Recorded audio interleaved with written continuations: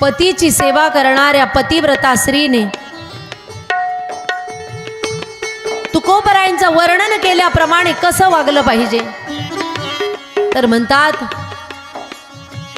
की पती विना तिच्या मनामध्ये दुसरा कोणताही पुरुष येता कामा नये, तिचं पातिव्रत्य कधीही भंग होता कामा नये। देवी भागवतामध्ये वर्णन आलेलं आहे की पातिव्रत्य भंग होतं 8 प्रकारांनी। लक्षपूर्वक ऐका, 8 प्रकारांनी पातिव्रत्य भंग होत असतं। पहिलं आहे, हसी मजाक मध्ये ही दुसऱ्या पुरुषाला आपलं म्हटलं तरी पातिव्रत्य भंग होतं। दुसऱ्या पुरुषाला भेटण्याचं वचन दिलं तरी पातिव्रत्य भंग होतं। मनातल्या मनात परपुरुषाचं चिंतन केलं तरी पातिव्रत्य भंग होतं। वाईट वासनेने दुसऱ्या पुरुषाला स्पर्श केला तरी पातिव्रत्य भंग होतं। अनावधानाने कितीही वेळ स्पर्श होऊ द्या, काही फरक पडत नाही, पण विचारपूर्वक काम भावनेने जर परपुरुषाला स्पर्श केला गेला असेल तर पातिव्रत्य भंग होत असतं। स्वप्नामध्ये जरी परपुरुषाचं चिंतन केलं तरी सुद्धा पातिव्रत्य भंग होत असतं। म्हणजे अनेक प्रकारांनी पातिव्रत्य भंग होऊ शकतं। पुन्हा कधीतरी भेटेल हाय वचन जरी दिलं तरी पातिव्रत्य भंग होत असतं। म्हणून मन क्रम वचनाने स्त्रीने पतीची सेवा केली पाहिजे आणि पतीची सेवा करण्याबरोबर बाकीच्या कुटुंबियांची सेवा करून पतीला खुश ठेवणं सुद्धा धर्म आहे। हा अशा पद्धतीचा उपदेश प्रत्येक आईला करता आला पाहिजे, प्रत्येक मुलीला सांगितलं पाहिजे, प्रत्येक आईने विवाहाच्या आधी। अशा पद्धतीची मनस्थिती जर प्रत्येक आईने तयार केली मुलीच्या बाबतीत, तर ती मुलगी नांदाईला गेल्यानंतर तिची मनस्थिती राहील की मला शेवटपर्यंत सगळ्यांना सांभाळायचं आहे। नाहीतर लग्न झाल्याबरोबर वर्ष होण्याच्या आत ती म्हणेल वेगळं निघा। हे केव्हा घडेल? ज्यावेळेस आईने मनस्थिती निर्माण केलेली नसेल। म्हणून आईनेच मनस्थिती निर्माण करून ठेवायची मुलीची, कारण पूर्वी सुद्धा उपदेश दिला जात होता। मुलगी जर नांदाईला निघाली तर पूर्वीच्या माता उपदेश करत होत्या, काय? उभी जा पण घरातून आडवीच बाहेर निघ। म्हणजे काय? जिवंत जा आणि मेल्यानंतरच घरातून बाहेर निघ, तोपर्यंत घराचा त्याग करू। हा उपदेश पूर्वीचे लोक देत होते। पूर्वीचे लोक उपदेश करत होते, मांस गेलं तरी चालेल, हाड शिल्लक राहिले तरी चालेल, पण तुला नांदायचंय। हा उपदेश पूर्वीचे लोक करत होते। चाललीस ना त्या घरात, अशी वाग की आम्हाला मान खाली घालायची वेळ यायला नको, आमचं नाक सांभाळ। समाजामध्ये आम्हाला मान खाली घालण्याची वेळ यायला नको, अशा पद्धतीने नांदून दाखवू। हा उपदेश पूर्वीचे लोक करत होते। म्हणून पूर्वीच्या महिला नांदाईला गेल्यानंतर कितीही त्रास झाला तरी सुद्धा सगळं काही सहन करत होत्या। विचार करत होत्या, नाही मी नांदली नाही तर माझ्या मोठ्या बहिणीच्या सासरकडचे लोक मोठ्या बहिणीला काय म्हणते, तुझी बहीण नांदली नाही। एवढा लांबचा विचार महिला करत होत्या। मी जर नांदली नाही तर माझ्यापेक्षा लहान बहिणींचं लग्न कसं जमेल,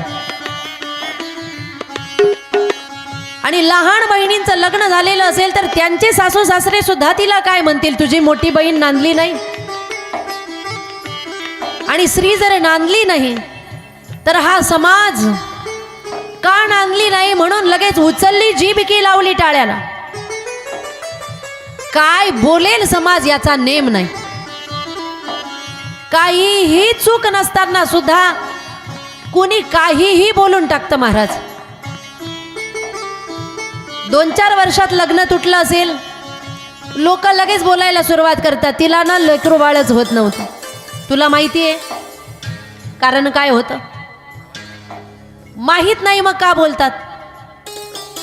नाही म्हटले तिचं कुठेतरी पहिलेच काहीतरी होतं म्हणून नांदले। काय बोलतील लोक?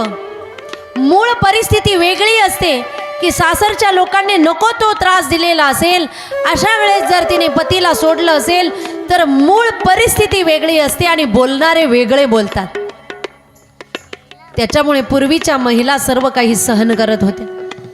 कधी जाळून त्यांना मारलं जात होतं, कधी हुंड्यासाठी मारलं जात होतं, कधी ती स्वतः विष पिऊन मरत होती, कधी पतीला सोडून तिला निघून जावं लागत होतं. या घटना का घडत होत्या पूर्वी? त्याच्या मागचं कारण जास्त होणारा अत्याचार. पण आता असा अत्याचार राहिलेला नाही. पूर्वी मुलीला टेन्शन असायचं सासू कशी भेटेल, आता सासूला टेन्शन आहे सून कशी भेटेल. आता अत्याचार राहिला नाही. महिनाभरातच मुलगी म्हणेल तुमचा मुलगा आणि तुम्ही चालले मी. त्याच्यामुळे आधीपासूनच सांभाळून राहावं लागतं. बाई घर तुझे, तुला वाटतं तसं वाग. सांगायचे तेवढे नियम सांगून आताच्या स्त्रिया मोकळ्या होत्या. पण मनस्थिती पूर्वीच्या महिलांसारखी समजदारीची जर असेल तर घर शेवटपर्यंत टिकल्याशिवाय राहत नाही. घर शेवटपर्यंत टिकतं. घर शेवटपर्यंत टिकण्यासाठी जे ज्ञान पाहिजे तो नारी धर्माचा उपदेश या रामायणामध्ये सांगितलेला आहे. सीता देवींची जेव्हा विदाई होते त्याही वेळेस सीता देवींना माता सुनयना उपदेश करतात की पतीची सेवा कर. पती रुख लखी आयसु अनुसरे हो. सुनयना माता सुद्धा सीता देवीला उपदेश करतात, सीते तुझ्या घरात चालली ना, तिथे गेल्यानंतर तुला सासू सासऱ्यांची सेवा करावी लागेल. पुढे याचं वर्णन येणार आहे. सीता देवीच्या माता सुनयना म्हणतायत सास ससुर गुर सेवा करे हो. सास ससुर गुरु सेवा करे हो. पति रुखल की आयसो अनुसरे हो. पति रुखल की आयसो अनुसरे हो. सासू सासऱ्यांची सेवा कर. पती रुख लखी, पतीचा चेहरा बघितल्यानंतर, त्यांच्या कपाळावरच्या रेषा बघितल्यानंतर तुला कळालं पाहिजे की पतीच्या मनात काय संकोच आहे. एवढा विचारपूर्वक तू जीवन जग. हा उपदेश आत्ताच्या महिलांनी सुद्धा केला पाहिजे. असा उपदेश जर केला तर मुलीचं घर टिकेल. आजकाल मुलीचं घर का टिकत नाहीये त्यामागे कारण आहे. लग्न होण्याच्या आधी साखरपुडा आणि कुंकाचा कार्यक्रम. साखरपुडा झाला की त्या साखरपुड्यामध्ये मोबाईल दिला जातो, कंपल्सरी झालंय आता. तो मोबाईल मिळाला, तिथून नंबर मिळाला की मग नंतर मोबाईलच हातामध्ये असतो. तिथून पुढे बोलणं सुरू झालं की रात्रंदिवस काळ वेळ न बघता, तास घंटा न बघता त्या ठिकाणी बोलणं सुरू होतं. आईकडे नंबर आधीपासूनच असतो. मुलगी नांदायला निघाली की आईचे फोन सुरू होतात. पोहोचली की नाही, पोहोचायच्या आधी 4 फोन. दान केलंय ना मुलीला, पाणी सोडलंय ना, पाणी सोडलं, मुलगी त्यांची झाली. आता तिचं मन त्यांच्यामध्ये लागलं पाहिजे. पण आईचे फोन मध्ये त्रास देत असतात. पोहोचलीस, उठलीस, जेवलीस, काय भाजी बनवली, कशी बनवली, काय गरज आहे. लग्नाच्या आधी शिकवलं नाही. आता जिरं किती, मिरी किती हे आता सांगते फोनवर. बरं एवढंच बोललं जात नाही हे तरी ठीक आहे, पण एवढे पाहुणे आले, तू एकटीने स्वयंपाक बनवला, ती कुठे गेली होती? आतापासूनच एवढं सहन करशील, पुढे कसं होईल? मला माहित होतं तू अशीच करशील. हे बघ वेडी बनू नको, आत्ताच कानावर घाल. कोण डोस देतय? आई डोस देते तिकडून. परिणाम काय होतो? इकडे चांगले मन जुळण्याच्या आधीच मनामध्ये वैमनस्य निर्माण होतं. थोडं सामर्थ्य ठेवा, थोडीशी सहनशीलता ठेवा. उलट मुलीला समजवा, बरं वाईट बोलले ना तुझ्या सासूबाई, आता तीच तुझी आई आहे बरं का, तुला सांभाळून घ्यावं लागेल. तू अशी चांगली वाग की काही दिवसानंतर सासूलाही वाटलं पाहिजे मी कशीही वागली तरी सुनबाई चांगली आहे. हा उपदेश जर आईने केला तर मुलगी तसं वागायला सुरुवात करे. आईने सांगितलं थोडा संयम धर, थोडी सहनशीलता घे.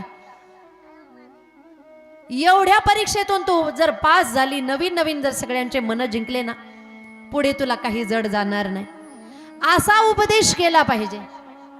पण आताची आई जर असा उपदेश करत असेल, माझं म्हणणं नाही की प्रत्येक आईच वाईट शिकवते म्हणून, पण बऱ्याचशा महिला 30-40% महिला ज्या असतात त्या अशा पद्धतीने उपदेश करतात की मुलीचं मन सासरी लागतच नाही महाराज.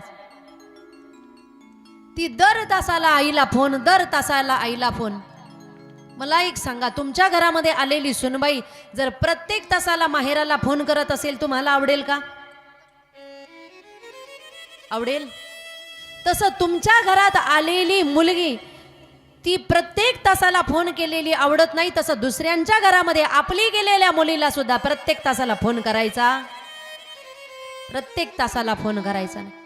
हा फोन जो आहे, हा फोन मुलीचं घर बर्बाद करतो. बऱ्याच वेळेस मुलीचे घर उद्ध्वस्त होतात. कशामुळे? या आईच्या फोनमुळे उद्ध्वस्त होतात. बरेच महाभाग तर असं सांगतात, जा बघ ते कसे आहेत, नंतर बघू त्यांना कसं नीट करायचं. आपल्याकडे काही कमी आणि तू काय आम्हाला जड. महिना 2 महिना राहा, मग निघून येत, त्यांना कसं नीट करायचं आम्ही बघतो. अशी शिकवण जर बापाने दिली असेल तर मुलगी वाकेल, मुलगी झुकेल, मुलगी नांदेल, नांदणार नाही. म्हणून नारी धर्माचा उपदेश कोणता केला पाहिजे? रामकथा सांगते. उगीच आपण द्वापार युगातली, त्रेता युगामध्ये झालेली रामकथा आज ऐकत नाहीये. ही रामकथा आजही आपल्या मानवीय तत्वांना शिकवणारी कथा आहे. कसं चालावं, कसं बोलावं, कसं वागावं, स्त्रीचं कर्तव्य काय, पुरुषाचं कर्तव्य काय, पतीचं कर्तव्य काय, भावाचं कर्तव्य काय, पित्याचं कर्तव्य काय, सासऱ्याचं कर्तव्य काय, सेवकाचं कर्तव्य काय, हे सगळं शिकवणारी ही रामकथा आहे. म्हणून त्रेतायुगामध्ये घडलेली रामकथा सुद्धा आज आपण श्रवण करतोय. आज या रामकथेची गरज आहे. नाहीतर रामकथा कोणाला माहित नाही महाराज, सगळ्यांना माहित आहे. माता मैना देवीने सुद्धा उपदेश केला. तो उपदेश ऐकून विदाई झाली.